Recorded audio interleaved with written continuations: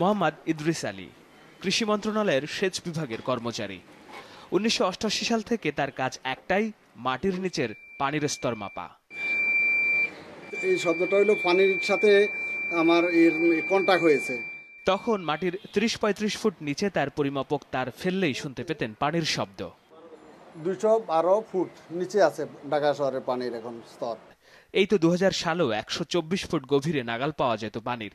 ২০১২তে এসে তাকে যেতে হচ্ছে প্রায় ২১২ ফুট নিচে, অর্থাৎ গত এক যুগে পানি নেমেছে ৮৭ ফুট, গড়ে বছরে প্রায় ৭.৫ ফুট। এই অল্প সময়ে এত দ্রুত ভূগর্ভস্থ পানির স্তর নিচে নেমে গেছে, এরকম উদাহরণ বিশ্বে আর একটাও পাওয়া যাবে না।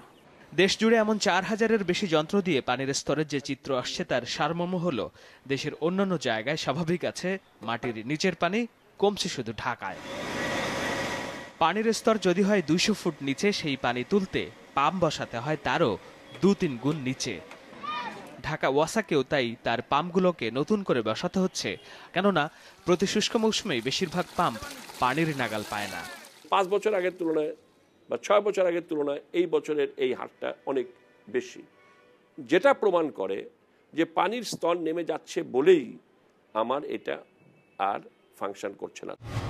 মাটির নিচের যে দুই স্তরে পানি পাওয়া যায় তা উন্মুক্ত অ্যাকুইফার বা আপার লেয়ার আর সীমাবদ্ধ বা ডিপার লেয়ার নামে পরিচিত।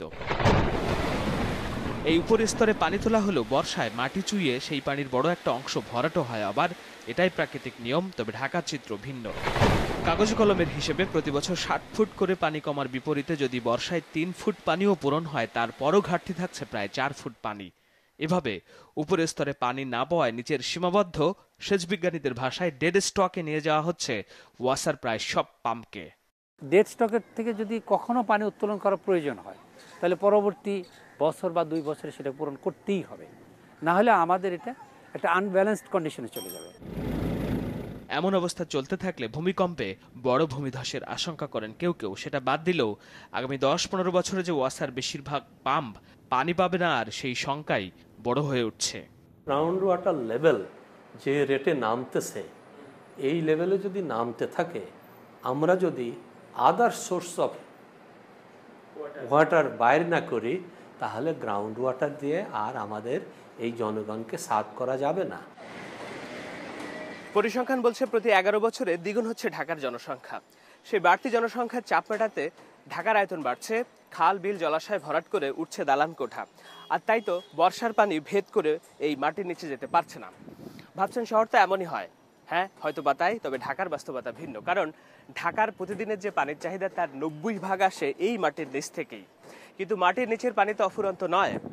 সত্যিকারের ভাবনা অনুযায়ী যদি আগামী ১০-১৫ বছর পরে ঢাকার মাটির পানি নিঃশেষ হয়ে যায়, পানির জন্য হাহাকারের সেই ঢাকার চিত্র একবার কল্পনা করুন, যার কিছুটা আমরা এখনই টের পাই শুষ্ক মৌসুমে। শাহেদ আলম, মাছরাঙা সংবাদ, ঢাকা।